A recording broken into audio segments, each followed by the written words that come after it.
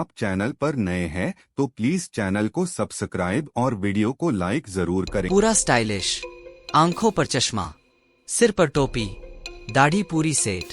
नाम है इसका भरत मीना।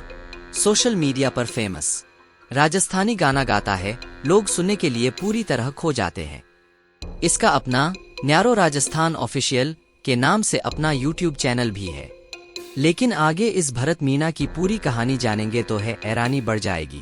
अभी तक जो इसके बदन के बाहरी बनावट को आप स्मार्टनेस समझ रहे थे, असल में वो दिमाग से भी उतना ही बड़ा शातिर नजर आएगा।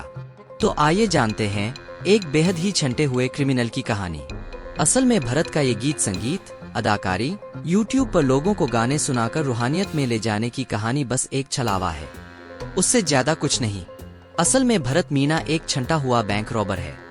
एक ऐसा बैंक लुटेरा जो हर साल किसी एक नए बैंक को टारगेट करता, वहां से माल लूटता और फिर सोशल मीडिया की आभासी दुनिया में अपने ख्वाबों को सच करने निकल जाता।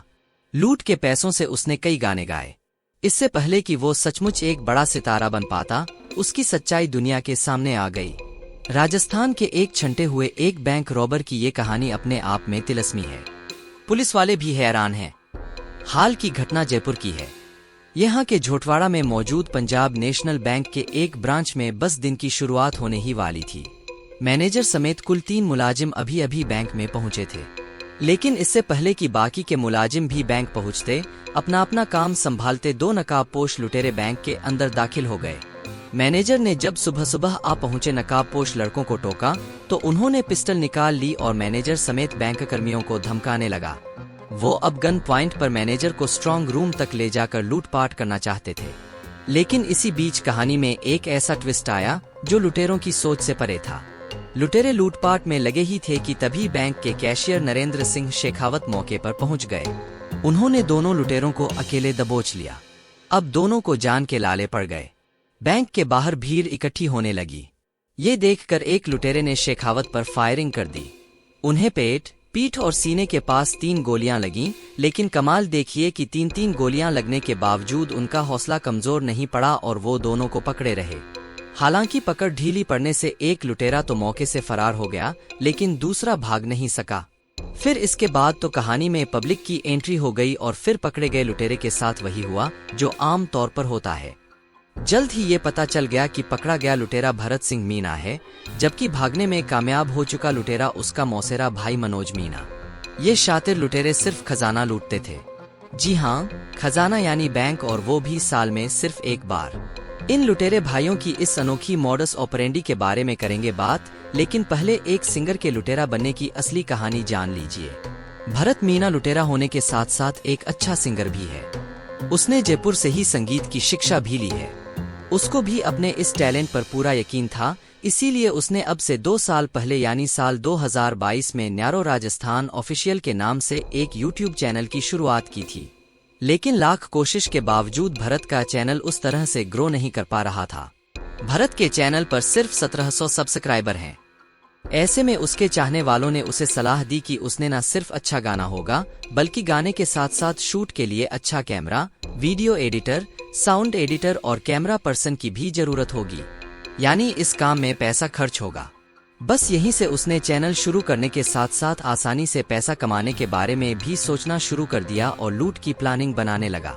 इसके बाद उसने पहली लूट 8 फरवरी 2022 को विधायकपुरी थाना इलाके में मौजूद एक बैंक में की, जहां से उसने अपने साथियों के साथ 15,30,000 रुपए लूटे। इसके बाद भरत और उसके गैंग ने अगली लूट 6 मार्च 2023 को अजमेर रोड पर मौजूद इंडियन ओवरसीज बैंक में की थी। वहां से उन्होंने 10,73,000 रुपए लूटे। तब आखिरी लूट की कोशिश झोटवाड़ा इलाके के पीएनबी बैंक की शाखा में की, जहां भरत भागने के चक्कर में भीड़ के हाथों दबोचा गया और उसकी अच्छी खासी पिटाई हुई। इत्तेफाक से इस लूटपाट के दौरान लुटेरे भरत ने जब फायरिंग की तो 2 गोली उसके साथी मनोज मीना के पैरों में भी लग गई। हालांकि इसके बावजूद वो भाग निकला, लेकिन बाद में पकड़ा गया। इसके बाद जब पुलिस ने गिरफ्त में आए लुटेरों से पूछताछ की तो पता चला कि गैंग का सरगना भरत जयपुर में ही किराए के मकान में रहता है। उसके घर की तलाशी लेने पर पुलिस को बैंकों के नाम, पते, नक्शे, पहले किए गए लूट के सिलसिले में अखबारों में छपी खबरों के कटआउट हाथ लगे। आरोपियों ने पूछताछ में पुलिस को बताया कि वो किसी भी बैंक को निशाना बनाने से पहले अच्छी तरह उसकी रेकी करते थे, फिर बैंक के अंदर और बाहर से जायजा लेकर उसका पूरा नक्शा तैयार करते थे, तब जाकर वो किसी बैंक पर धावा बोलते थे। शायद इस बार भी भरत और उसके भाई का थर्ड टारगेट सक्सेस हो जाता था अगर पीएनबी के कैशियर ने हिम्मत न दिखाई होती।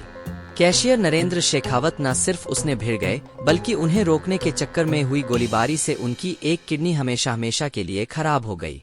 उसे निकालना पड़ा। इस गैंग में भरत और उसके मौसेरे भाई मनोज के साथ साथ उनका एक और भाई विनोद मीना भी शामिल था, लेकिन बाद उसकी मौत हो गई थी। इससे पहले की वारदात को अंजाम देने के लिए विनोद मीना ने ही रूट चार्ट तैयार किया था। पुलिस को सर्च में मास्टरमाइंड विनोद मीना के बैंक लूट की प्लानिंग के अपनी हस्तलिखित दस्तावेज मिले हैं। आरोपी वारदात के बाद मौका वारदात से कर्मचारियों के वाहन से फरार हो जाते थे और हर 5 किमी पर वाहन, कपड़े और अपना हुलिया बदल लेते थे। आरोपी लूट के रुपए से मौजमस्ती करते थे। आरोपियों ने पूर्व में की गई बैंक लूट के रुपयों से कार खरीदी और जयपुर शहर के सिविल लाइंस एरिया में मकान किराए से लिया था। पुलिस ने अब इन लुटेरों की गिरफ्तारी के बाद उनके कब्जे से लूट के रुपयों से खरीदी गई गाड़ी समेत दूसरी कई कीमती चीजें बरामद की हैं। आगे की जांच जारी है।